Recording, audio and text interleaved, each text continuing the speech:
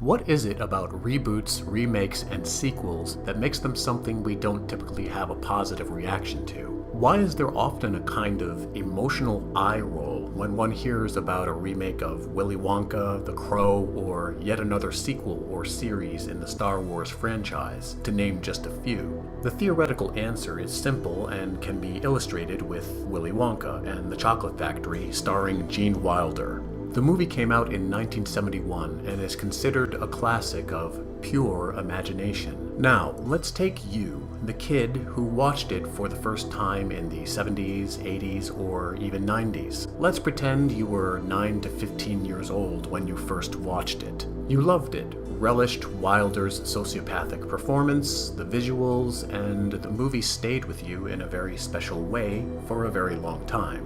Even to this day. Fast forward to 2005 for Charlie and the Chocolate Factory with Johnny Depp, or 2023's Wonka starring Timothée Chalamet. Pick either, it doesn't really matter. Now, imagine there is a kid who is the same age you were when you watched the original. Perhaps one of your own kids. They go to the theater to watch the 2005 or 2023 variants. They never saw the original from 1971. Now, imagine sometime later, you and this other person sit down to talk or get into a futile argument on the internet, which never happens, you silly little beast, about which movie is better. You swear it's the original, but your opposition crosses their arms and insists the 2000s version, either one of them, is the best. Who is right here?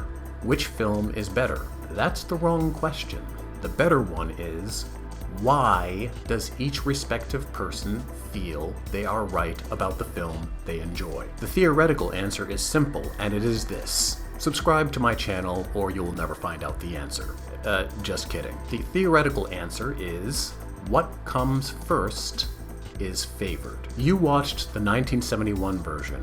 It came first for you. You grew attached to it. The 2000s kid liked their version the best because that's what they saw first. There are, of course, many other factors contributing to how a movie is perceived and received, but what comes first is often a primary driving force behind what you prefer, where sequels, reboots, and remakes are concerned. Moreover, you might find the ones favoring the 2000s versions of Willy Wonka will think the original film from 1971 is old-fashioned and dated, while you think the new version is overdone, flashy, and lacking the charm and substance of the first film. The point is, what you grew up with, you tend to attach emotional importance to. When you get invested in a movie, you are getting invested in your own history, emotion, and even childhood. It feels very close and personal to you. So when a sequel, reboot, or remake comes along, whether in movies, music, or other properties, you may feel a bit guarded, jaded, skeptical, or even angry. This also plays out when we consider music or actor roles. For instance, I did a short on my channel about James Cameron's original pick to play the T-1000 in Terminator 2, Billy Idol. The follow-up comments to the video had the same kind of sentiment.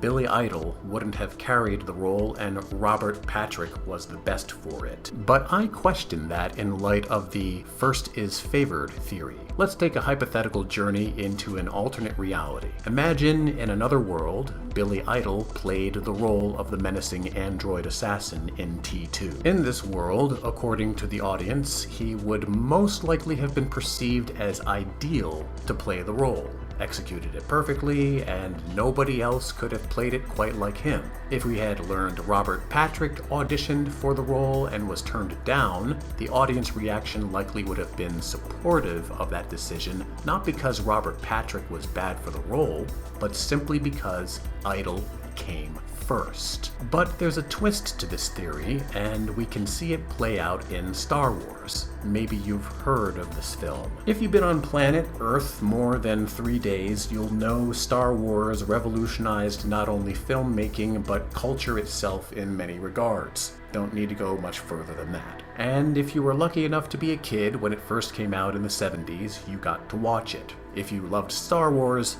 you really loved Star Wars. And again, for our theoretical purposes, it was one of the first movies you watched in a series for that universe. Now, again, imagine, I'm going to be asking you to do that a lot, nearly a decade and a half later, another set of Star Wars movies comes out in the form of prequels. The world is abuzz, you are excited, even if a bit skeptical. But, predictably, at least within the context of this theory, you didn't like it. The prequels felt like a slap to the face. It would seem first is favored would apply here. But here's where it gets interesting. Let's fast forward another few years to the next trilogy in the Star Wars universe. You watch these and suddenly the prequels don't look so bad. What happened here? Now, let me just pause here and say first is favored is not the only sole reason for your feelings about cherished movies, actors, or music, etc. But in light of the first is favored theory, what happened may have to do more with different interpretations of the franchise, changing times, and your more nuanced understanding of life and nostalgia as time went on. When you watched the prequels, you wanted to like it. You wanted that nostalgic feeling, but were unable to get it when it was released. However, now, the seemingly less apt and likable sequels came out, and you used that as a basis of comparison for the prequels, thus inspiring you to reevaluate the films and find nuanced goodness in them. And that thar is a highfalutin and roundabout way to say, I didn't like A,